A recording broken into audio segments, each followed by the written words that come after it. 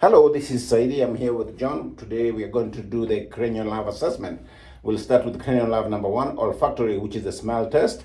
I'm going to ask John here to close his eyes. Can you close your eyes and tell me if you can smell this smell here? Can you smell it? Yes. Okay. What does it smell like?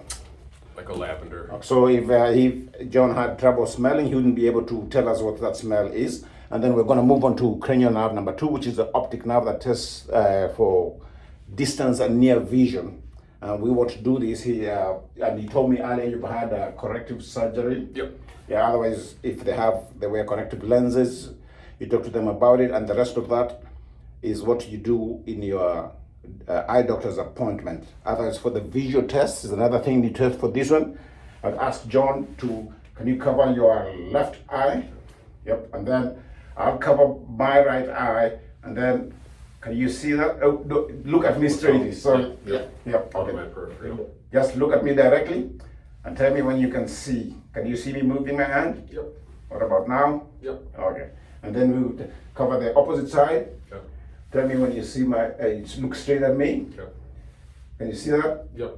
So that's how we check for cranial nerve number two. Thank you. And then we'll move on to cranial nerve number three, which is the ocular model.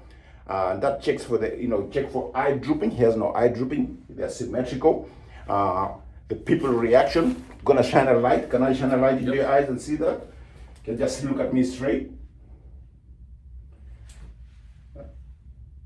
Yep. John's pupil reaction are equal and they constrict to the reflection of the eye, which is good. And then we can move on to cranial nerve number four, which is the trochlear, which tests for downward and inward eye movement. So I'm going to take a look at this and just track this as it comes towards you. Track this, track that, there. And his eyes were tracking pretty good. If there was strabismus, he'd have shaking of the eyes and stuff. He doesn't seem to have any of that. We'll move on to cranial nerve number five, which is the trigeminal nerve, and it's inspect for face for muscle atrophy and fissures, tremors. I palpate your muscles. Is it okay if I touch you? Yeah. Touch his muscles over there, the trigeminal and the mastoid. You see, it's bilaterally equal. They're strong. Can you clench your jaw for me? Yep, strong jaws. And that is how you check for cranial nerve number five. We'll move on to cranial nerve number six, the abducens. We're going to continue on to assess for the cranial nerve number six, which is the abducens. You check for the 6 cardinal spaces. So, John, I'm going to have you look at this directly and follow with your eyes, but don't move your head. Just follow with your eyes. Very good.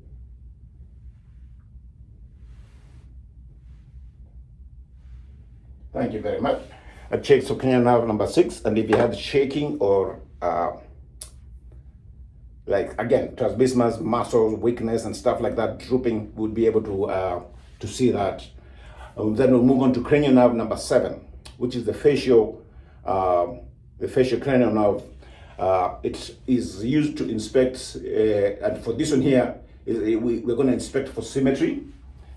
Features with these variants, can you smile for me? Can you frown for me? Give me a frown. Can you pucker your lips for me? Okay, fantastic. So if you had any unequal, can you frown for me and look up? Okay, so and then you check for any symmetry on his forehead. Seems to be everything is symmetrical for him. Can you stick your tongue out for me? And yep. So that's cranial nerve number seven. So this is where I am going to check the abnormality. I'm going to check on John is for Bell's palsy.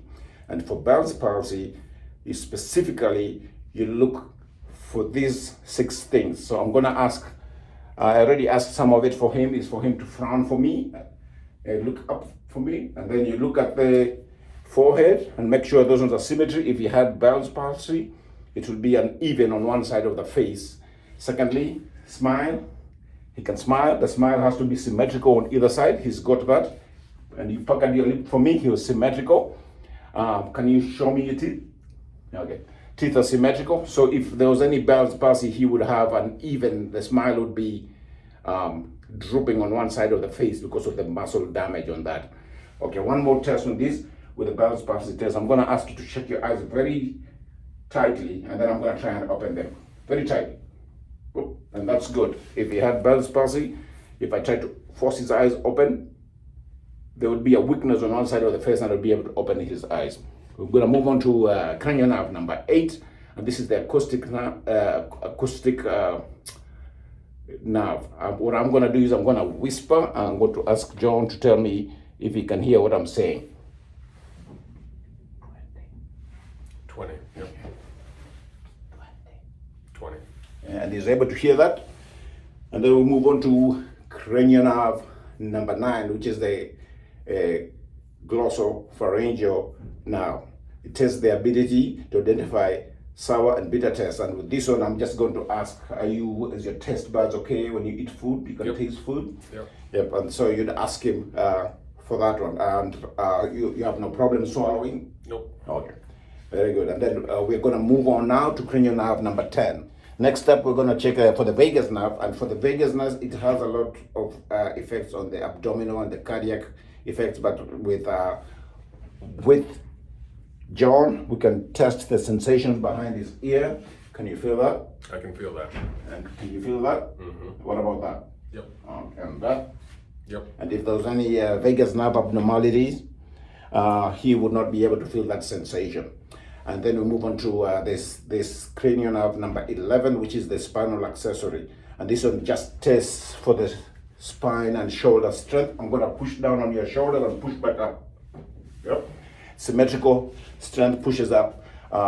Another thing you can do with this, you can have him turn your head left and right, and then see if he has resistance on that. And then the last one is cranial nerve number 12, which is the hypoglossal.